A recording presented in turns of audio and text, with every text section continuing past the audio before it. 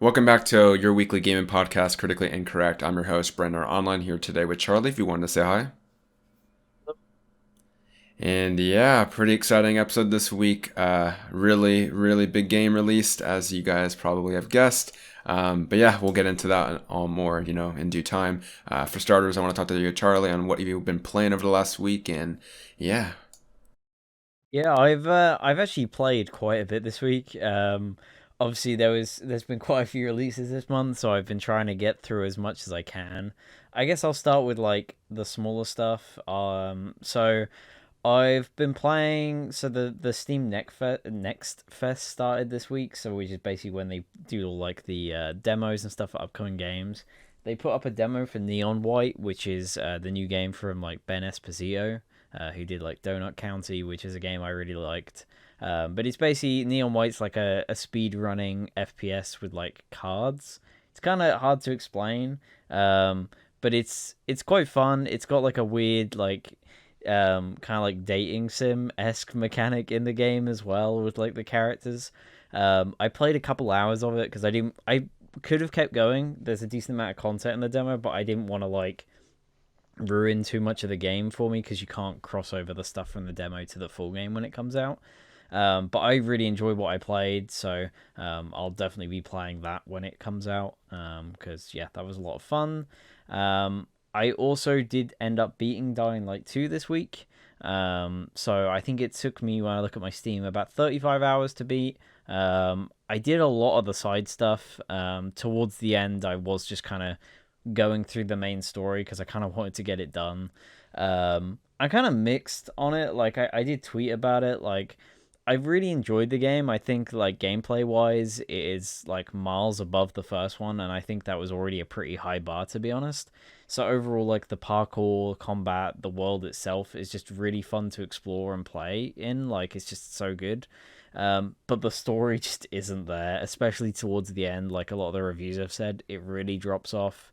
Um, the choices are kind of weird as well. Like they don't really matter. You just get some dialogue after the ending cutscene, kind of saying what happens to the characters and stuff, and you don't really see it play out, which is kind of weird. It almost feels like it's kind of rushed. Like they didn't have time to do it. Um, but I still really enjoyed it. The story does some weird things.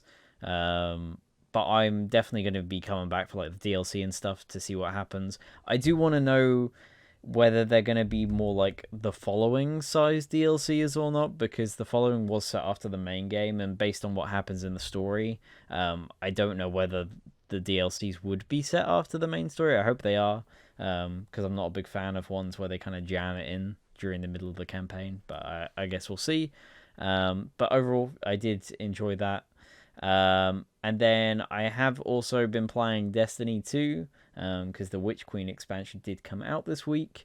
I think I've played about 10 hours of the expansion. I haven't beaten the campaign on it yet because it is actually quite lengthy, which is nice. But overall, I'm having a lot of fun with it. It's definitely a lot better than Beyond Light, which I didn't play at launch. I played last September, so near the end of that expansion's life cycle. But overall, I'm really enjoying it. The campaign's a big step up from the past few years. Like, there's some really fun missions in there. Plot wise, it's really cool. Like, there's some really cool lore stuff they're doing. And yeah, as always, the gameplay is really fun with Destiny. Like, if you've played it, you know the gunplay is really good and really tight. But yeah, some cool additions. I'm definitely going to be playing more of that. Hopefully, get that finished up tomorrow. I'm hoping to get the campaign finished, and then it's just kind of grinding the rest of the content to get to the Nightfall and maybe do the raid. Because I've got a couple of mates that are playing it on like PC and Xbox, so I might try and do the raid with them if I can get raid ready. But it depends if I have time to actually grind that much. And then the final game I have been playing this week is obviously Horizon. I had played a bit of it when we last spoke, but I think I've put roughly about 18 to 20 hours into the game now. I'm really enjoying it so far. The story is like miles above the first one, in my opinion. Like, I wasn't a big fan of the story in the first, but the story's really engaged me with this one. Like, there's some really cool twists towards like the start that really did interest me, and I'm kind of like intrigued to see where they go because it's an odd direction. But yeah, I'm excited to play more of that. I haven't done too much of the story because I have just been like exploring. I think in the 20 hours I've played, I've probably seen about less than a third of the map. So I think that just shows you how long this game is going to be. Because I really have not explored much out of the like opening areas. So yeah, I'm excited to play more of that. I don't know when I'll beat it because I'm not planning to just mainline the story. I do want to do a lot of the side stuff because from what I've played, the side missions are like almost on the same quality level as the main missions. Like they really took the feedback on board with that stuff because I think the side missions were so weak in the first one, like they were really dull. But a lot of them in this have quite fun little stories and activities, and like cutscenes that feel just as like well polished as the main game. So that's definitely a big improvement. But overall, I'm enjoying that. Excited to play more. But that has been it. I haven't played any like smaller games this week. It's just been all the big ones. Nice. Damn, that sounds insane that you played 20 hours of Horizon and you've only seen like I less than know. a third of the That's map. like my main thing I've been playing, to be honest. Well, no, I'm insane that like that you've only seen one third of the map and you played 20 hours. Like Oh that's right, yeah, yeah. crazy. That's crazy to me. Yeah, that's cool. I've heard a lot of people praise Horizon. I've also had like a friend, Zach, who really liked the first game. I remember him making a lot of videos on it when it first came out, and he says the story is really good in this one. I'm tempted. Like, obviously, I'm not gonna play anytime soon because Elden Ring. Yeah. But when I do play it, do you recommend that I just like watch a recap and then just dive into the sequel? Because I don't know. I feel like Horizon One probably will like drain me out if I try to replay that entirely before Yeah, two. like I'm after playing a decent chunk of two, I'm glad I didn't do a replay of the first one because overall it does play extremely similar. Yeah. Um I would just watch a recap. That's what I did. It does have one at the start of the game, but it's very brief. Yeah. So I would probably just watch a decent one. I think I watched like the GameSpot one, which is like 20 minutes long and it goes over everything, which is pretty good. Um, but if you're like me, you'll watch a bit of it and then it will kind of just all come back to you. So, Yeah. That's true. but yeah, overall the game does a pretty good job of bringing you back in. That's awesome. As for me, what I've been playing, actually, I mean, I kind of finished a game. I beat Sifu. I don't know if you know this, Hey, Charlie. nice. I mentioned this in the Aniba group chat. But yeah, I beat the final boss. That was really, really fun. Honestly, it didn't take me that long. Like, I think I beat the game in like 10 hours or something like that, which I don't know if that's Have average you or done the something. true ending? I have not done the true ending. That's why I said I kind of beat the Okay, game because I still got to do right. that. But it's going to be pretty easy, I imagine, because I just got to do it again, right? You Yeah. might need to like does I don't know, we're kind of getting the spoiler territory, but like does the true ending like require me to do anything else besides just go back to the boss or something or what? You've just got to go back to the bosses. It's just the final one's really difficult because Yeah. it you'll find it a lot harder to keep at a lower age when you're Hmm. doing the true ending, just because of the way you do it. Yeah. It just requires more time in the boss battles, right? So, yeah, it's challenging, and it's just that final boss for me was just it's learning his patterns. But once you Dude, do it's that, insane, yeah. it's not too bad. Yeah, exactly. You kind of get muscle memory with it. Uh, Yeah. yeah, when I get pissed off because I'm dying too much in Elden Ring, I'll just go to Sifu and then get more pissed off. So that'll be fun. But yeah, besides that, I have not really played anything. It's been a really busy week, but I'm very happy because I'm now at the end of that busy week and I'm going to be jumping into Elden Ring later tonight, which will be very exciting. So I guess that will bring us into our first news story, and that's been Elden Ring is like what currently in the top 6 or 7 highest rated games of all time or something like that on Metacritic, at least for like the PS4 generation /5, right?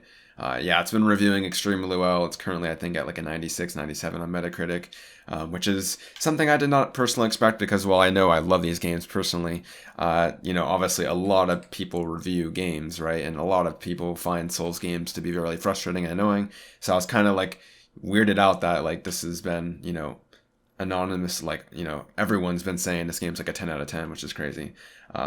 Albeit there are some issues with it, like a lot, especially with the 1.02 patch that just dropped with the game. PC's been having a lot of stuttering issues. Like no console, even like the next generation consoles, can't seem to get a stable 60 FPS. Digital Foundry reported that like the average is like between 45 and 60. They say it's like really similar to the tech test. So if you played that, that's what to expect. But yeah, a lot of people have been, let's talk about the game itself. Like, yeah, a lot of praise for this game in terms of its world building. It's been often, compared to Breath of the Wild, which is exactly what I was saying when I played the tech test. That's what it felt like to me. So I remember that first time I played Breath of the Wild, so I'm really excited to jump into this, especially with the Souls combat and just be able to explore. I honestly haven't seen much like footage at all. Like I haven't seen any footage since like that like story trailer at the Game Awards. Like I've been really going in blind on this game, so I can't really tell you what people have been really saying about it. But I know like Jason Schreier says get a journal out to write things down or something like that, which is crazy. But yeah, very very excited. What was your takeaway from the reviews for Elden Ring and what you've been hearing, Charlie? Yeah, I mean, I was kind of shocked to be honest. Like, I thought it would review well, right? Because like most of the FromSoft games are well received, and even the ones that aren't as well received are still like review really well. But yeah, seeing it rate so highly was kind of crazy. To me, the more shocking thing was after like all the performance stuff came out, because like even Digital Foundry pre-release was saying the game was kind of like weird with frame rates and like frame pacing and stuttering. Um, and it's just I don't understand when it comes to reviews because some games they will complain about that stuff and they'll rate games lower because of those issues, and then other games they just ignore it. Yeah, I mean, Cyberpunk is a great example, right? Like yeah, all those very true. reviews, like very rightfully so, ripped into the game for its many performance issues on console, especially, and scored it lower because of it. But Elden Ring has not seen any of that, which is a little bit weird to me. But I think that is more just the case of everyone's excited for the game, and I get that, so they probably do want to rate it higher, right? But a little bit more consistency with that stuff would be good to see in the future. But overall, like it did make me want to play the game more. But hearing how long it takes to beat it and how a lot of reviewers have put, like 60 to 80 hours in the game and still haven't beaten it, I'm like, ugh, I do not have time to play this right now. Like I've just got too many other games I want to play. I'll probably get to it at some point. If not, I'll just play it like from my like friend's account or something for a bit. Like because they have it on Steam, I can like Steam share if I really want to play it that much. But I saw like one of my mates play a bit at work today, and like it seems cool. But I'm definitely not like itching to play it, right? I've just got other things I'd rather play, but I'm definitely planning to get round to it at some point, but just probably not anytime soon. Much like you with Horizon, right? Like we Yeah, both want to play we're each of the flipped. games, Yeah, just we're like the other side of the spectrum with each one, right? So yeah, very very true.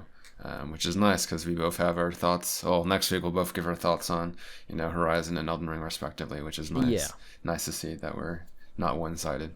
But yeah, that is very true. Like I was very surprised to see the performance issues after like it got rated in 97, because I'm like, how does that reflect it? It seems like it's really inconsistent. Like even you said at work, like you put in like a 2080 and it like was like crashing the PC, but then you put in a 2070 yeah, Super and it was like running fine. So yeah, really weird stuff. Like I think even like Digital Foundry said the PS5 version's running better than the Xbox Series X, which on paper the Series X is like a little bit better than the PS5. It's a little weird. Um, yeah, just a very bizarre experience. Um, yeah, I mean, I played the technical test and that frame rate was fine for me between 45 and 60. So as long as it's like in that ballpark, I'll be fine. But yeah, just very concerning. Like, especially if I was buying this on PC, I'd be a little bit worried about the stuttering because that stuff obviously makes or breaks a game where, skill and timing is everything. So yeah, everyone I've been talking to has loved it. Like I talked to my cousin last night. He was like 3 hours into his session saying it's great. My housemates like had a 6 hour session last night. Like I just can't wait to start it tonight. After I finally got like everything I had to do. So yeah, very, very excited. I don't know what's like the last game I've been this excited for. It might have been like God of War or Red Dead Redemption 2. Like I think it's to that degree for me. So yeah, very, very excited. Anyways, we'll move on to another news story. And this has to do with the Steam Deck. So I believe today the first wave of Steam Deck pre-orders are up. So yeah, check your emails if you were in the first wave to be notified of when the pre-orders go up. Yeah, I know that, Charlie, you said that like previews went up today from like outlets talking about their impressions of the Steam Deck. So, yeah, a lot more information on there. I told you I was like, obviously on the fence. I probably am leaning towards canceling mine just because I don't know if I'm looking to spend half a grand on a device that is going to compete with the Switch, another device I hardly touch still. But, to each their own. Very, very excited about this hardware to come out either way because, a portable Steam, machine is very nice, or a portable PC, really, let's be honest. It's just very cool to see. But yeah, what have you been hearing, Charlie? And yeah, what are your thoughts? Yeah, I mean, overall, I think it's been pretty positive. There's a few like downsides here and there. Like I was saying to you before we recorded, I think Linus Tech Tips did like the most well-rounded video. He's already done a few, like before the main embargo went up, and I think they said they've got like a whole month of like content planned around it. So definitely check out his video because it is really well done. Just going over like basically how well it performs, how the battery life is, the actual like content you can play on it, the software. Because right now, like the positives seem to be it runs basically everything you want it to run decently. There's a few exceptions. Um, some games that just don't work because they don't work with Linux properly, even with like the Proton stuff that allows Windows apps to just work on Linux, right? And then there's a few games that like the anti-cheat doesn't work. So I know like Fall Guys doesn't work on there because currently the anti-cheat isn't supported on Linux. But all that stuff, could potentially and probably will be patched in the future, either by Valve themselves or the guys who do the Proton like software, right? So either way, it looks pretty cool. I'm still planning on getting mine. I don't know when I will. I'm in the Q2 wave of pre-orders. I think you were too, right, Brandon? Yeah, I think Um, so. so that should be like April time, I think. But that may come sooner depending on who pre-orders and stuff. Because basically, how they're doing it is the first wave went out today, and they have, I think it's 72 hours, so 3 days to basically either pay for their pre-order or cancel. If they cancel or just leave it, it basically moves on to the next person in the queue. Then gets the invite to pre-order. And then I think each week, I assume on a Friday, but every week they're going to be sending out a new wave of pre-orders, right, as they get more on the line to be made. So hopefully it'll speed up a bit because I imagine there's going to be quite a few people who either missed the email or just have decided they don't want to get one now. Because it was a £4 deposit. I imagine there was a lot more people that did it just in case they want it, rather than people that definitely want to buy one. Right? That's always going to be the case with these kind of things. They keep the Um, deposit, right? yeah, I think you just get it back as like Steam credit. Oh, you get it back. Um, Okay, cool. yeah, I don't know if it might be you have to cancel it. I think it says it might say something in there like if you just leave it, then that is gone because it's kind of your fault, right? Like you paid the money, you should have been paying attention. Um, but I'm not entirely sure. I think you might just get it back as like Steam credit. But don't quote me on that one.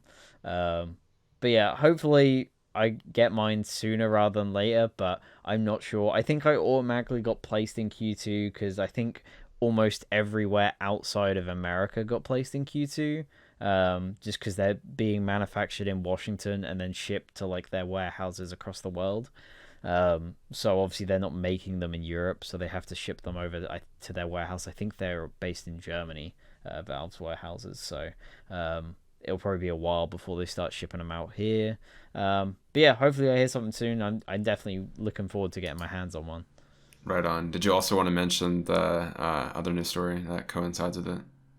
Yeah, so I mean, there's I guess two, right? So the first one is Valve did announce like a small Portal like spin-off game for the Steam Deck called Aperture Desk Job. I think it's coming out next week on the like launch day, I guess you could say, for the Steam Deck. So when the first kind of group of people should be getting it. They're just basically saying it's like a short story set in like the Portal universe. They make a joke on the Steam page that it's not Portal 3, and not to get your hopes up, and then they say raise them a little bit. Because I imagine it is just going to be a fun little like 15-20 minute long sort of tech demo showing off the hardware. having the typical Portal comedy. Um, but yeah, I mean, I'll definitely try it out. Like, I imagine it's very similar to what they did with Aperture Hand Labs from Cloudhead Games, which was for the Valve Index, just showing off what those controllers could do. So yeah, it's probably going to be just like that. I don't expect it to be anything bigger than that. But hey, Valve are still making games. It's still happening. So, there is hope for Valve yet. It's amazing. um, It's been 2 years since Alex, right? Almost. God, don't even remind me. That's Yeah, because crazy. it was literally right when it was the day we went into lockdown that came out. Yeah. So yeah, yeah, nearly 2 years, insane. Um, and then yeah, I guess the other kind of like story going on with Valve is basically Gabe Newell's been doing some interviews recently because of obviously the Steam Deck, and he was basically saying like they've banned NFTs from Steam mainly due to like there's still a ton of like sketchy behavior going on around them, and like there's so much fraud that going around that they just don't want anything to do with it on the platform, which I think is great. I imagine Gabe doesn't want to rule out NFTs because it's such a weird like area like or topic right now. Like I imagine at some point it will become a norm whether we like it or not, and I'm sure it will show up on Steam, and I would not be surprised if it takes the form of something in CS:GO like with gun skins or hats in TF2. Like it's almost that kind of level, right? But yeah, for now they're not on Steam, which is good to see because I think most people just don't want that stuff. But yeah. Yeah, NFTs is like in a very like weird area. Like I don't dismiss their future of like being something that's like, I guess quote unquote useful, but like as it stands right now with, art stealing and stuff like that, it's just very sketchy and, just full of people trying to, take advantage of it and make money. Kind of similar to crypto Yeah. and using it as stocks, but like in a different situation with NFTs. Yeah, that's a good idea to ban it.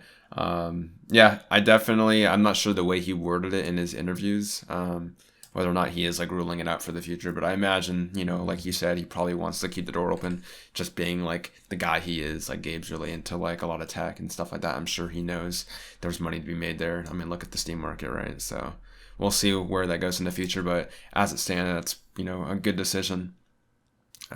Weird to see their decision process because I know like Steam often has like a bunch of bizarre games on there where like I know Yeah. people have made games of like school shooters or like 9/11, and it's like where's the line like what do they I mean, prioritize? It's like, they oh, even you're like, making money, like fraud money. No, but like if you make a game that's like immorally bad, but they'll put that up. I don't know. well, even like, in Linus's video for the Steam Deck, he was talking about how prior to like the patch that came out, I think like yesterday for it, there wasn't like a section to find games that work great on the Steam Deck.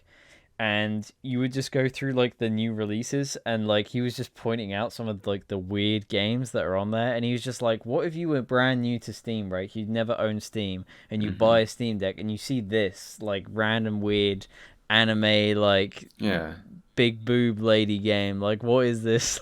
exactly. Like, why would you? Is it gonna work on your Steam Deck? Who knows? Like, it's just some random weird game that somebody's made with like generic assets. Like, why is this on the store?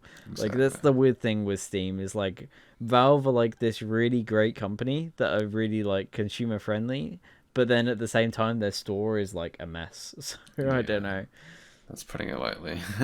Yeah. Oh man, yeah, we could talk about that all day, but we'll move on. Anyways, Knockout City finally went free to play. EA is no longer publishing the game. Do you know if they went independent or if I they think they're found a new going publisher? independent with it. Yeah, I think they own the Interesting. IP themselves. I was telling Charlie this before the podcast, but I was like, if you're trying to be a live service game nowadays, you want to be free to play. I imagine, based on the way this news story sounds, that they probably initially wanted to be free to play, but EA wanted to make it paid or something like that, which is why we're seeing that change now.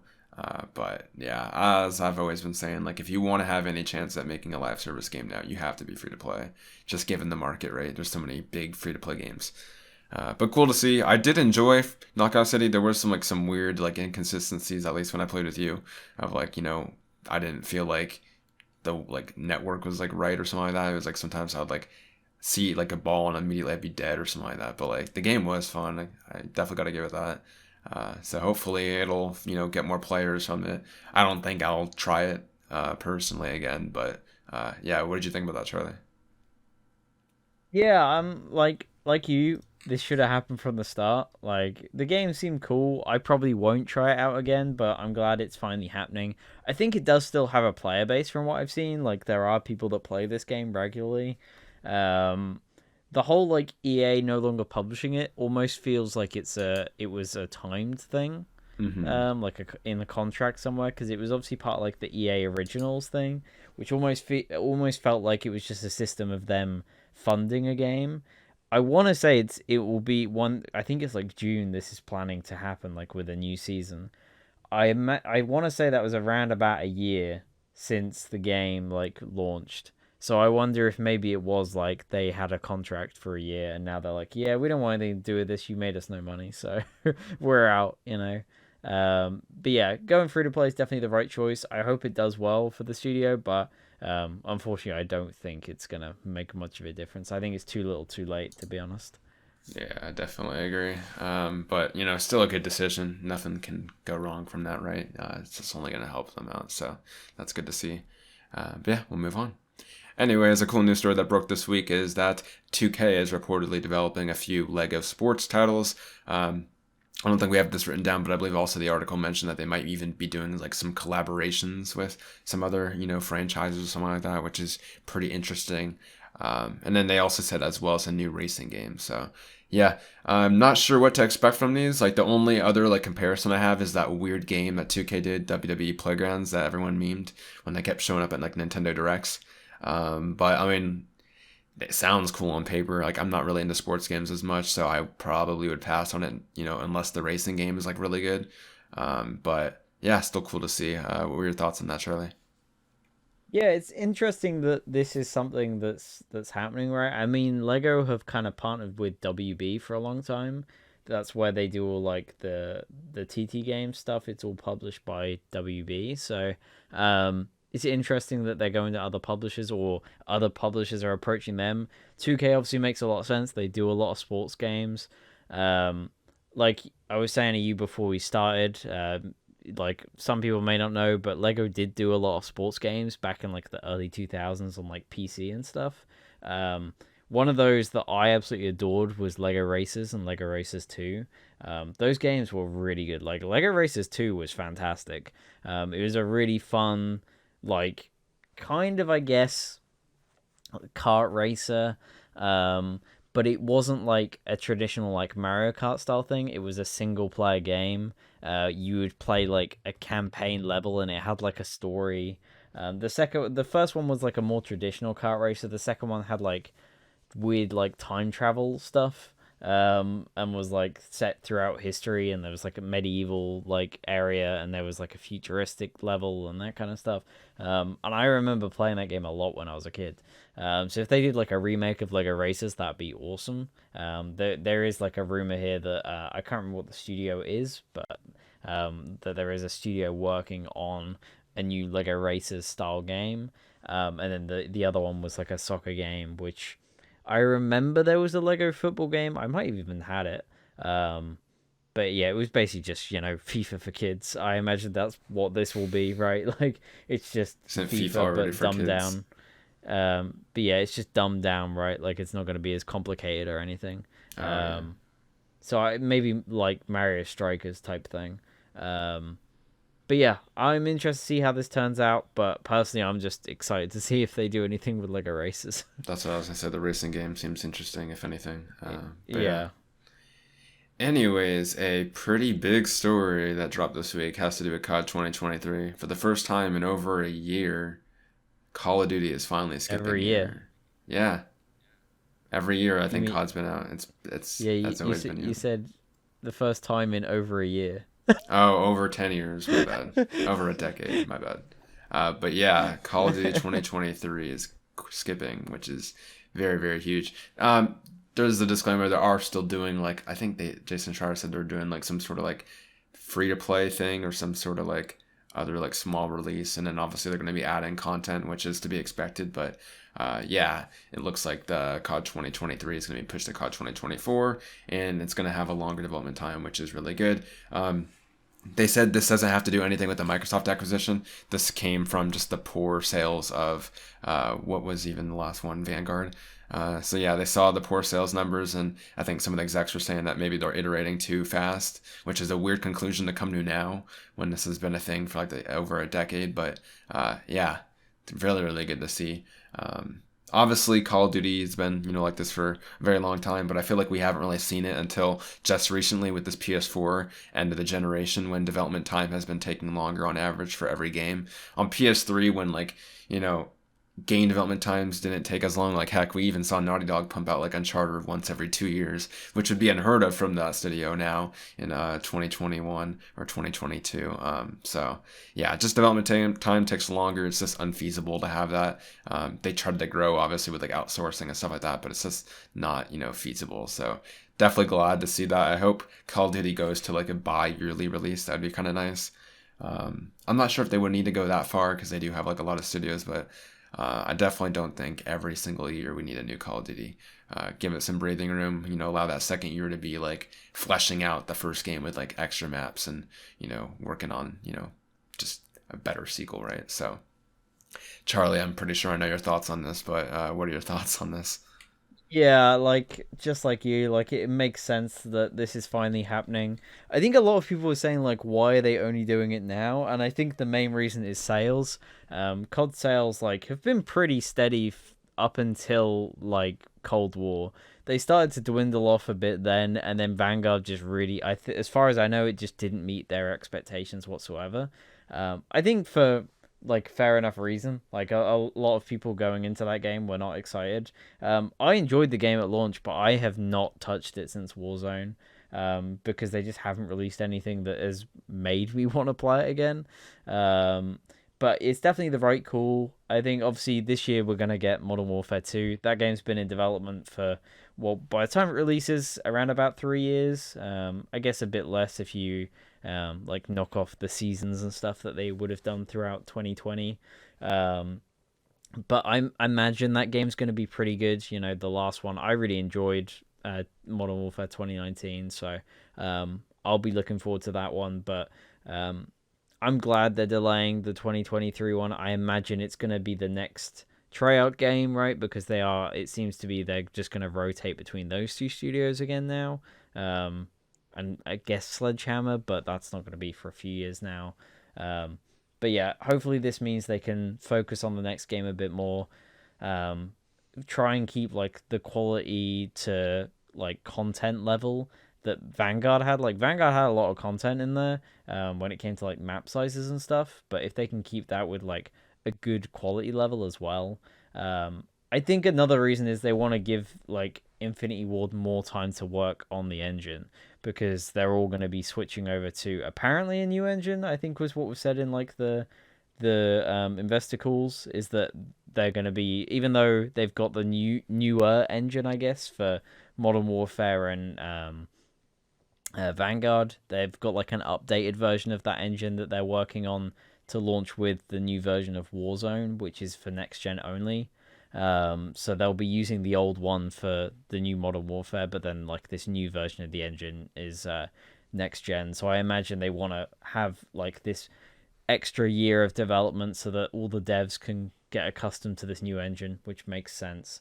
I just hope going forward they don't go back to the yearly release and we get a 2 year gap at least because it's just one, it's going to help with burnout from both players and developers, but just it's going to lead to better games overall and probably better sales, to be honest, because it'll just mean they can do all their live service content that they want for minimal cost, but massive gains with battle passes. And then more people will be excited for the release when it does come out, right? So yeah, Yeah. I think it's definitely a good thing overall. Yeah, they wouldn't be doing this change if they didn't see like a bigger profit in the end, right? I'm pretty sure Exactly. they don't Yeah. have a moral compass like that. So yeah, there's definitely something in it for them. They see some more profit to be made if they wait a year. So yeah. Anyway, speaking of games that didn't meet expectations, Guardians of the Galaxy apparently sold below what Square Enix thought it would. This one, I don't know how I feel about it. Like, obviously sad, but like, I also would say I'm kind of surprised, but also not surprised as well. I don't know. I feel like I heard a lot about Guardians of the Galaxy last fall, but single player games just don't sell as well. Like you have to have like a really like big kind of like not gimmick, but like some sort of edge, like with the Souls series. Those are single player, but obviously they're notorious for their difficulty and being able to watch it on Twitch. And I'm just trying to think of other single player games. Like I guess Naughty Dog sells so well because of the quality and stuff. But like PS3 level single player games like Guardians of the Galaxy, like I'm just sad that like that market's dying. Like it just pains me because like I haven't played Guardians of the Galaxy, so I can't speak on it. But like it is like very attractive that that game is only like 12 hours, which is something you can't say for like a lot of games nowadays. Like look at Horizon and Elden Ring being like in 50-hour ranges, right? So yeah, I mean I'll let you speak, Charlie, since you've actually played the game. What'd you think about that? The new story breaking out. Yeah, I mean, this kind of surprised me. I imagine that Square Enix, it would. My guess is that they kept expectations without even taking into account Avengers. Would be my Mm. guess that they kind of just went. Avengers was a fluke, right? Like people don't care. They're gonna buy this game. It says Marvel on the box. They're gonna buy it, and I don't think like that just didn't happen because even though the game's quality, like if you played it, like you know that it was a really good game and like miles ahead of Avengers. But the problem was people saw that it was Square Enix and Marvel and thought this is going to be the same as Avengers. I'm not going to buy this. And I don't think Square Enix saw that at all. So I imagine their goals for this game were much higher than they should have been. That being said, like it's now met their like sales expectations. I think they said due to like um, I don't know what the word was, but basically like putting the game on sale, right? Like having regular sales and stuff. They've managed to now bump up their sales numbers and hit what they wanted to. Um, but yeah, it sucks that when this stuff happens because I imagine like the devs know they've got a really good game. They probably knew that it was never going to meet like their publishers' expectations. Um, but like I know the game's good. They know the game's good. That's what matters to me. So I do hope this doesn't affect them. Doing another entry if they get the if they want to and they get the opportunity to. Because I'd love to see them do another one, but I hope this just doesn't affect that stuff, but who knows? Yeah, I definitely hope it doesn't either because, it was reviewed really well. And like I played the first two chapters, which was like an hour and a half or something like that. I had a fun time. I was telling you before the podcast, like the only thing was like the combat was a little bit sluggish for me, but like it was still like Mm. very fun to play. And the story was like the biggest aspect I noticed of it being really just well crafted and entertaining. So yeah, I want to jump in again, eventually here. But hey, at least I supported the game, so I can't be to blame. We'll move on to Bethesda. They shut down their launcher, or they are shutting down their launcher, and I think by May or something like that on PC, everything should be moved to Steam. So, yeah, I know a lot of people are happy about this. It's funny because like everyone hates monopolies, but when it comes to PC gaming, everyone wants everything on Steam. But like it makes sense. Like people are frustrated by like other launchers, obviously not being to the caliber of competitors, and it makes sense that people would want it to be on Steam, which is a lot more robust. I'm happy to see that. Yeah, it just makes sense, I guess. Do you have anything else that you read into that I didn't read into that, or yeah? Yeah, I mean they're giving everyone basically free copies on Steam if you owned the games on the Bethesda launcher, which is cool. So they're gonna have like a migration progress. So if you owned like Doom on there or like Fallout 76 or something like that, you'll get a copy on Steam. Um, the weird thing is with it though is like I'm kind of surprised they're doing it this way because if they really wanted to, they could just give everyone like I don't know a year of Game Pass that had games on the launcher, right? And then they could just say, "Hey, go and download it on the Windows Store or the Xbox app or whatever." So the fact that they're giving people Steam keys or whatever instead is pretty cool. Like I imagine that's a better way to do it. No, I'd rather have a Steam key than downloading it on the Xbox app. But I'm surprised they didn't do it that way. Like they're all on there, so and it's owned by their company now, so it would have made sense. But I'm glad they're getting rid of the launcher. It's had issues since day one. Nobody liked it.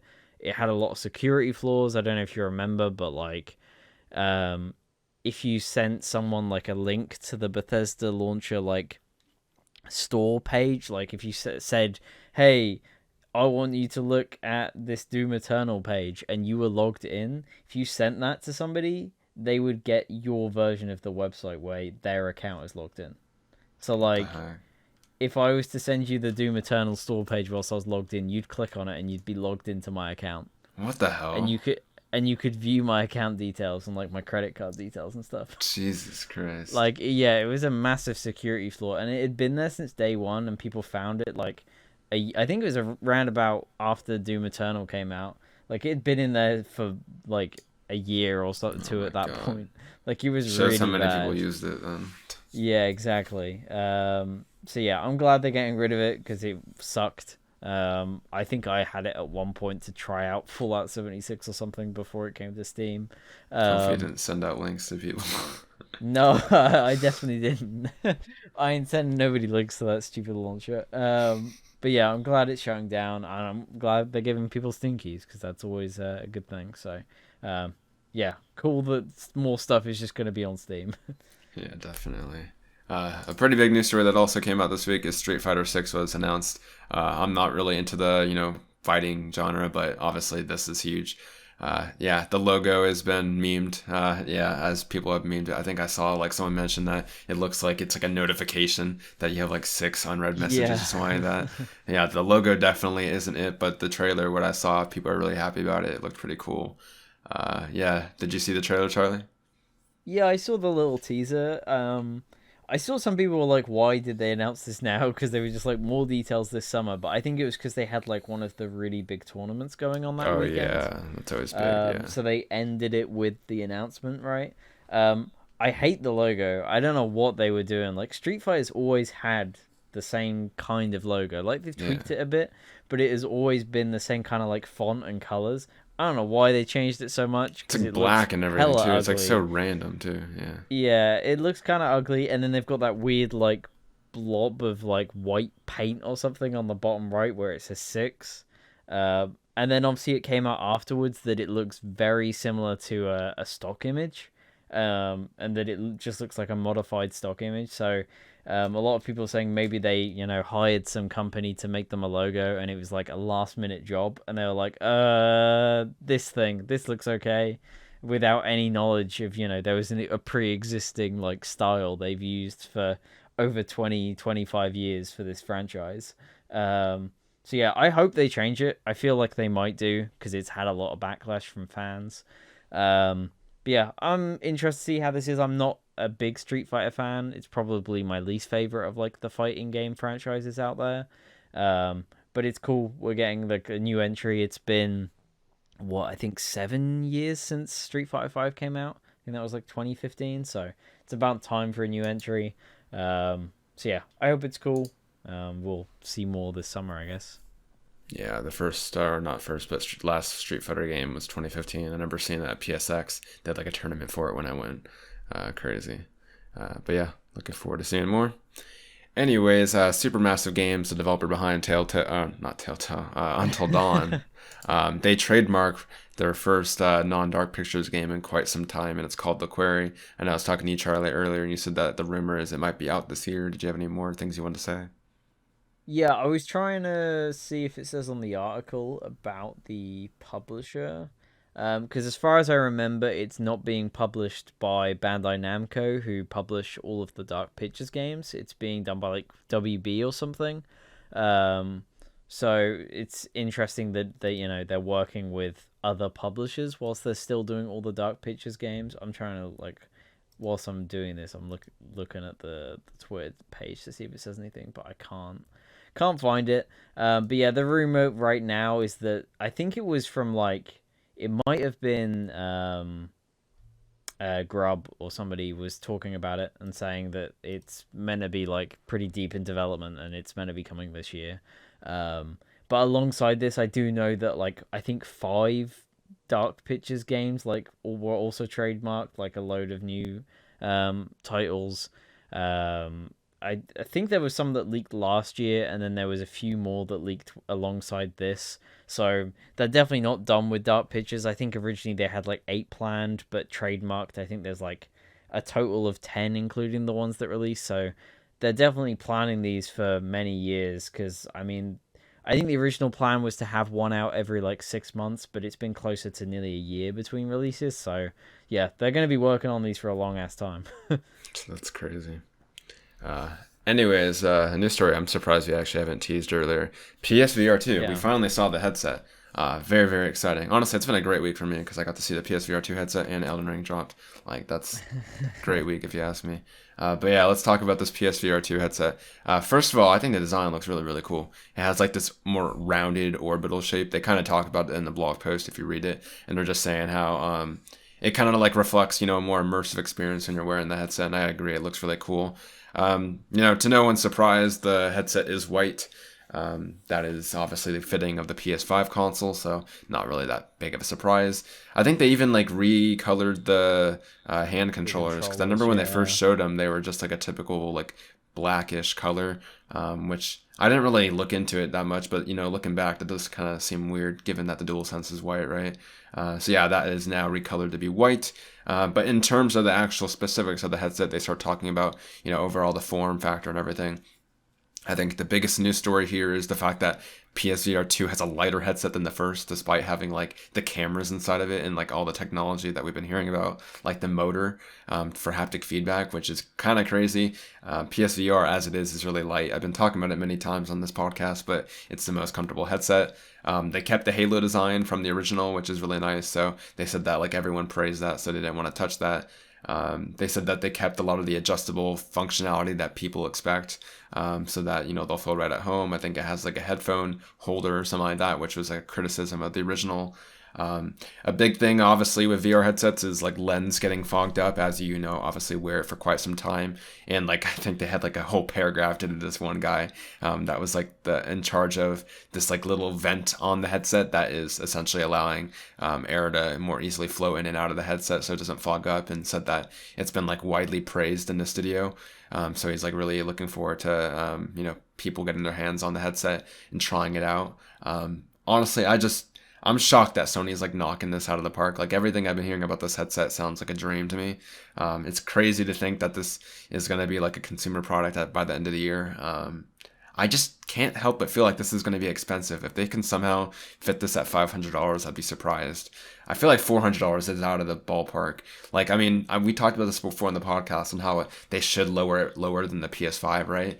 But I don't understand how this thing will be like, let alone like $500 if you buy the controllers with it as well. Yeah, it's gonna be crazy. Maybe they'll do something where it's 500 for the headset and like an extra $100 for the controllers. But yeah, this thing sounds like expensive. My only real like not even critique because they haven't really talked about this yet, but like everything sounds good besides the software. So obviously we know they're developing that like one Horizon game, that Horizon VR experience by the same devs that made the Persistence. Just wondering what else is obviously in the cards. Obviously, I'm sure Asobi is making a Astrobot game for launch or something like that. That'll be like Astrobot 2, or it's either going to be Astrobot 2 or it's going to be like a free demo that will show off the power of the PSVR 2, similar to Astro's Playroom or whatever what was called for the PS5, something like that, Astro's Playroom. Uh, but yeah, honestly, I'm really happy about this. Charlie, what would you have to say about that? Yeah, like you, I really like the design. I'm glad they've stuck with the Halo design for the band, right? When I first saw the picture, I was a little bit worried about it because the Halo band works really well, but it works well because it's so light. And my immediate thought was, oh no, this isn't gonna work because this is gonna be heavier. And I saw it said it's slightly lighter, and I was like, this headset's already really light. And like you Yeah, said, you're jamming all this technology into it. You've got 4 cameras on the front to and track motor. like the controllers. You've got motors as well for rumble. I was like, how the hell is this slightly lighter? Like, let alone the same, Yeah, it's weight. crazy. It's slightly lighter than that. I was like, damn, this is insane. Um, yeah, overall, it's sounding really promising. Like you, I don't know how they're gonna price this reasonably. Like we've said before, it needs to be cheaper than the PS5 if they want to market it well. But who knows? I think the only downside, other than like software right now, but I imagine we're gonna hear a lot about that. They've got to have an event dedicated to Yeah, VR2, right? Like it's it'll be got to some happen. showcase like they did with the Um, PS5. Yeah, they've got to have something just for VR. They can't just jam it into an event with other stuff, right? They want to market this as a big thing for the holidays and that kind of thing. But other than the software, my biggest downside is audio because from the looks of things, it doesn't have like built-in headphones or anything, which I get because that stuff isn't cheap. But I'm so used to both. So the Index has some of the best headphones that I've ever used because they're not on your ears, right? They float next to your ears.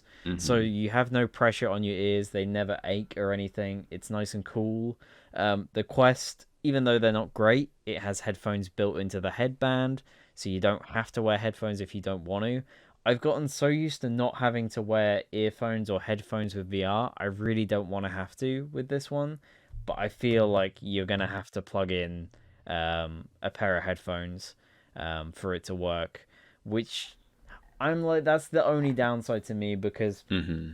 I have pretty big ears and I always used to find it uncomfortable wearing headphones with the PSVR for long periods of time because it would get really hot around my ears. Um, so that's like the only thing that I'm not a fan of because, especially if you can't use like a wireless headset, which I imagine you can't because you couldn't with That's an PS4. extra wire, yeah. It's an extra wire that you have to have plugged into the headset that gets in the way.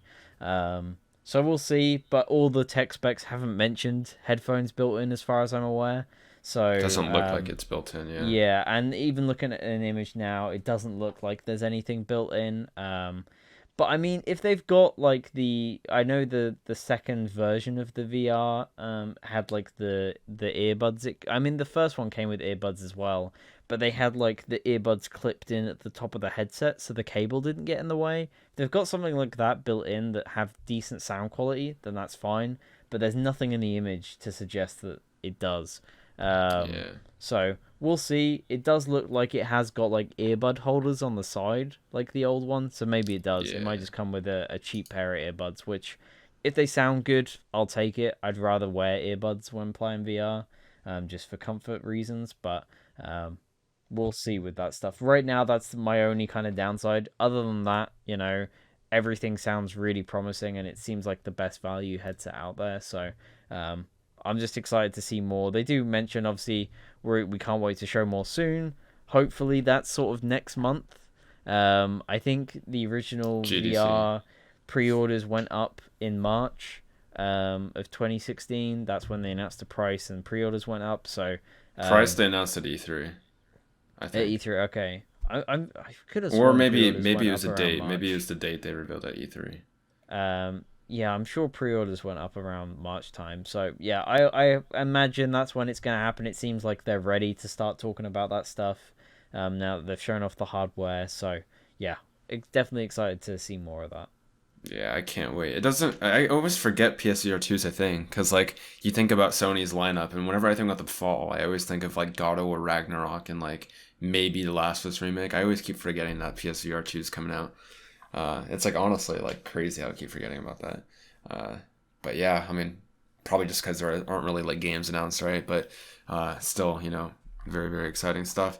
That is true about the headset audio. I did not think about that. I'll probably use my Beats built in. I usually don't mind using those, but I have used like I modded my Quest, so I had like the Vive head strap on it, and having built-in headphones was like so nice.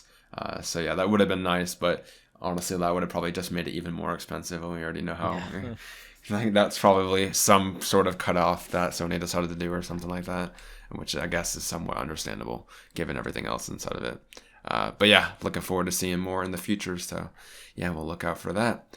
Anyways, we'll end off this podcast with a Uncharted movie spoiler cast. I did end up seeing the movie last weekend. It's funny. I was like literally texting my father about it because obviously he got me in the Uncharted, and I'm debating whether or not I want to see this movie. And he's like, I'll drive up and like I'll see you tonight and we'll watch it. I'm like, all right, but I did not expect that. But yeah, he did come up and we watched it. I really liked the movie. I'll start with my impression since Charlie gave his last week. Um, I definitely like. It's weird because I liked their interpretation of Uncharted, but at the same time, you can't really treat it as canon, right? Like, it's just a very different Sully from what I imagined. Obviously, given the fact that Sully was a lot different of a person in Uncharted 3's flashbacks. Um, I did like the whole introduction of Sully and Nate being like, Nate was pickpocketing off like a rich spoiled girl, and Sully being very observant and seeing that. It's interesting. Like I think if we start getting into spoilers, which we are, the biggest change I feel like it was never implied, obviously, that Sam was the first one to meet like Chloe and Sully, but it makes it very clear that they only really reached out to Nate because of what happened to Sully, or what happened to Sam with him getting quote unquote shot, which, as is revealed by the end of the movie, he was in prison the whole time, which seems to be their version of Uncharted 4, prison slash Rafe. Yeah. So that seems like an interesting direction. What else can I say? The villain was, it was all right. It wasn't bad. I did not see the twist coming where they ended up like killing him like in the Yeah. beginning of the third act. Like I knew something is going in, like some of the like post credit things from Friends, but I did not expect that to happen.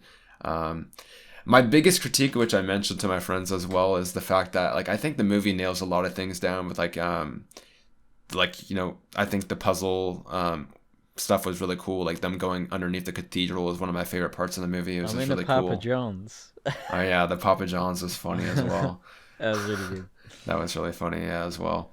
But the biggest thing I felt like was missing was them finding the treasure. Like they literally have a scene where Nate finds out where it is, based on like Sam's notes in his what is it, postcards, and he finds out like where it's hiding on the island. But then it literally takes like 1 minute of him driving a boat, swimming underneath Yeah, some that's rocks, quite and then he funny. finds the ship. And I'm like, bro, this would have been like 2 hours in the game where he's like going through some like cool like shooting out scenes, and he finally founds the lost city or something like that, or something crazy. And in the movie, that's like all captured within 2 minutes, and it felt very underwhelming. Like I think And that's the only also, part they missed.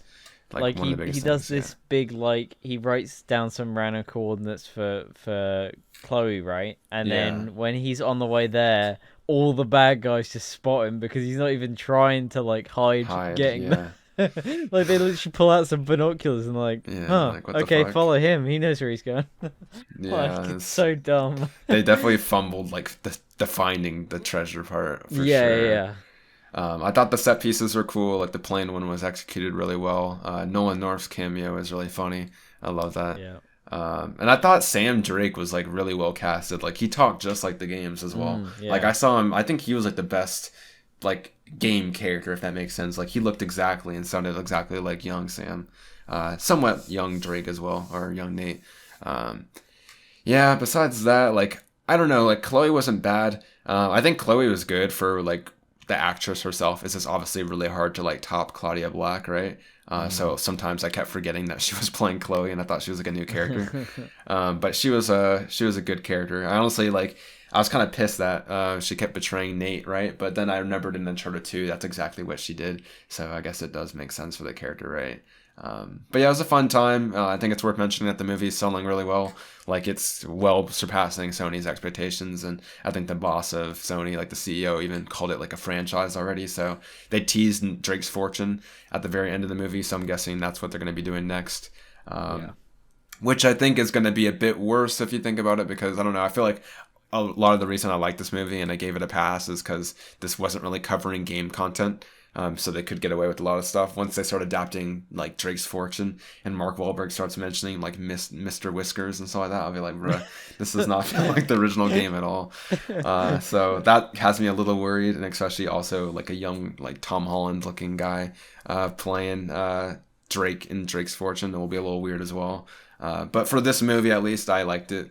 I definitely think you should go in with open expectations, and you might like it.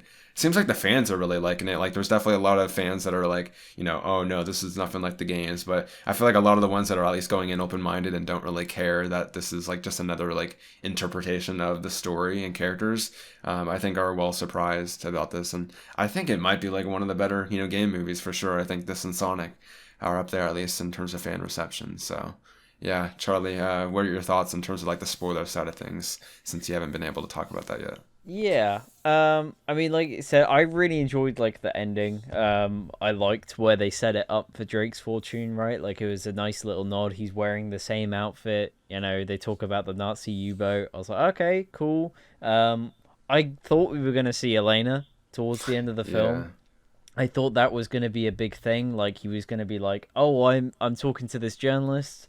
I'm gonna take her out to find like Francis Drake's like coffin, right? Journal. Like we Yeah. found it in the middle of the ocean. And be like, oh, okay, a cool nod. Or she was gonna like be on a like a news thing.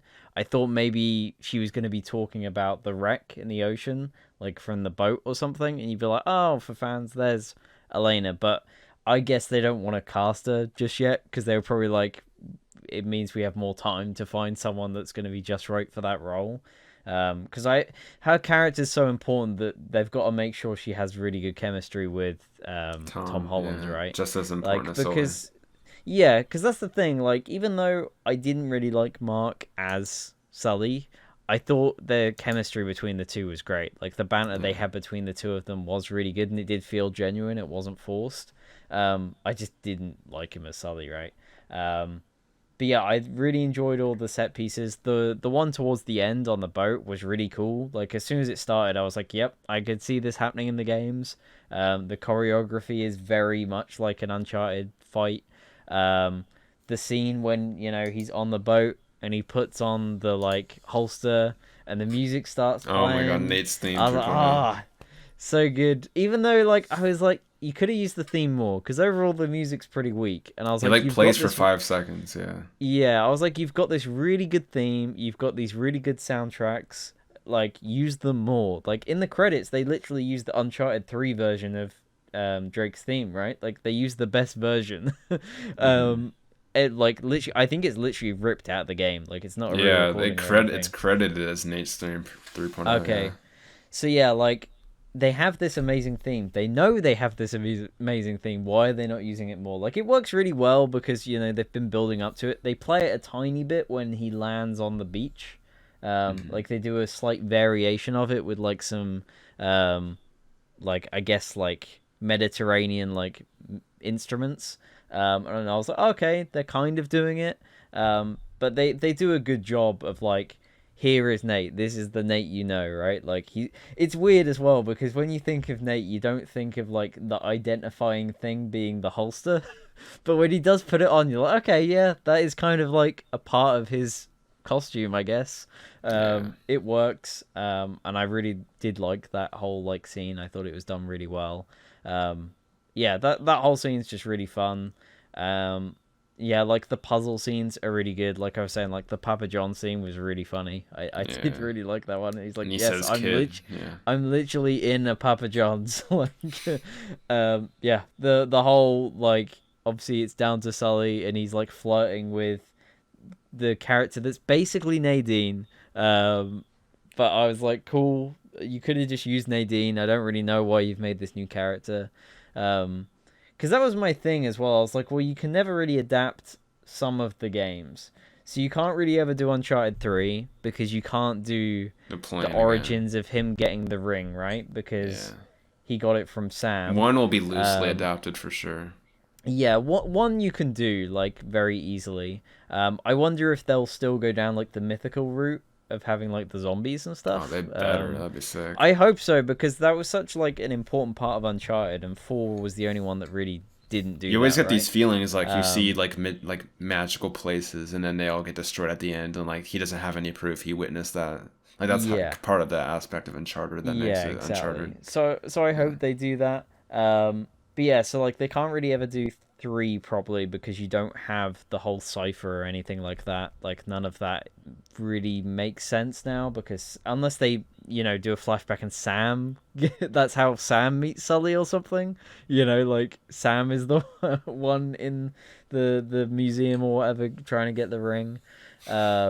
And then you can't really ever do 4 because you've kind of done it even though They it's already not did the their own same. origin, yeah, for They've Sam. already done the origin for Sam. They've done a pirate story. They've already kind of done the Nadine character because she's a soldier for hire with an army. Um, you know, very similar. Kind of has a flirtatiousness with both Nate, but also Sully. Like they have a history. The bad guy is almost, even though he's not like Rafe, he's got similar motivations where he feels It's like his entitled to the family. treasure, right? Like it's Hmm. his destiny to get it. That's very much like Rafe. So I get where um, Tom Holland was coming from when he said they took a lot of inspiration from 4. I think this reinforced to me that clearly he hasn't really played the old ones. Because I know in a lot of interviews he said that he played 4 when he was filming Spider-Man. That was the one he played. And I imagine he went back and played the others, but it seems like 4 is the one that he really likes, and knows the most about. So makes sense that he would want to work on a film based around that one. Bit of a weird place to start, but I think it worked. And I think it gets stronger in the second half, because the first half is very just by the books, and like the auction house thing is literally Uncharted 4, I right? love how they Like they ripped do it out, that. and then like as soon as he's about to break it, they're literally doing it like word for word from the game, where he's Yeah, like looking for the just same doing the exact power. tool, Yeah, and then it just like, yeah. and you're like, oh, they're just gonna do it, and you know what to expect, and he's like, ah, fuck it, and he just starts like fighting the guys and just making a distraction. It was a cool Mm. nod to like them ripping off something entirely, and then right before they do it, they're like, yeah, we'll change it up a bit. Yeah, we'll do it a little bit differently. Yeah, Um, I but thought yeah, I the think it final set gets. piece was sick though, for sure. But Like yeah, that I set I think that piece. was probably one of the strongest bits. Like you, overall, the fight choreography in general was really good. It's definitely a step up for Ruben Fleischer, the director, as well. Like I really enjoyed Zombieland, which he directed, and then obviously he did Venom, and I really don't enjoy that film, and Zombieland 2 as well. But this is definitely a big step up for him. So I'd be fine with him directing the next one, but I would also be interested to see if they'd have anyone else come back. Even like is it Dan Trachtenberg who did 10 Cloverfield Lane, who was meant to do Uncharted? He really wanted to do a Drake's Fortune movie. So, Hmm. if they got him to come in to do it, because he's always wanted to do a movie adaptation of the first game, I think that would make sense. But then I do also know the guy who did I literally said his name and I can't remember it already. But the guy who did this one, his favorite of the games, he said, is Drake's Fortune. That's the one he played. He hasn't Hmm. played the others as far as I know. So I guess he'd be confident in doing a sequel with that game, right? Because he knows more about it. But yeah, I'm glad that we're on the same page with it. I think most Hmm. people online are kind of the same as well. From what I've seen, most people who are negative on it are just people kind of jumping on the bandwagon and haven't actually seen the film. Yeah, who Which would is have why I'm like, guessed? just watch it. Get your own opinion. Because a lot of the critics are being very negative on it, and a lot of the time with these kind of movies, critics are like, it's very hit or miss when it comes to these films, whether they like it or not. Just go in, like, don't expect much, and you'll probably have a good time, and have a good laugh. Like, it is funny, some really good action bits, and I think it's overall there's a lot of heart there for Uncharted fans. Yeah, Um, Sully and Nate were done really well. Like I love throughout the yeah, story, there's a theme of like people like backstabbing each other all throughout the movie, and like there's like a good scene where it's like Sully's like, yeah, it makes me not look that bad, huh? And like you really yeah, like it really feels like they're the only ones that somewhat can trust each other by the end of the movie, which like really hits home to what Uncharted is, right?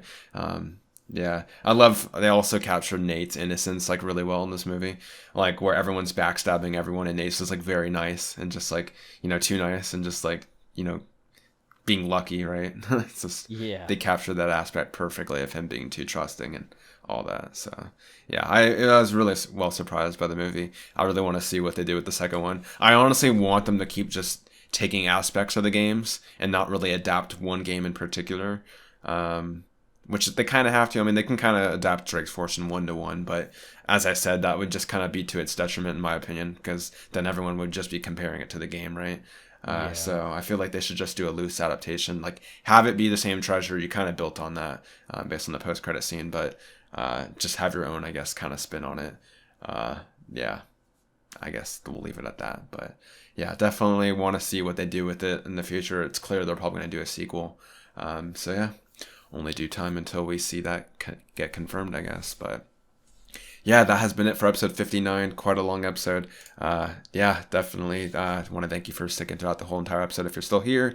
If you have any thoughts on Elden Ring or the Uncharted movie, leave them in the comment section down below or click the link to make our way to our Discord server. But yeah, with that being said, I'll see you next week for episode 60. Yeah, pretty exciting. We'll talk about Elden Ring. See ya. See you later.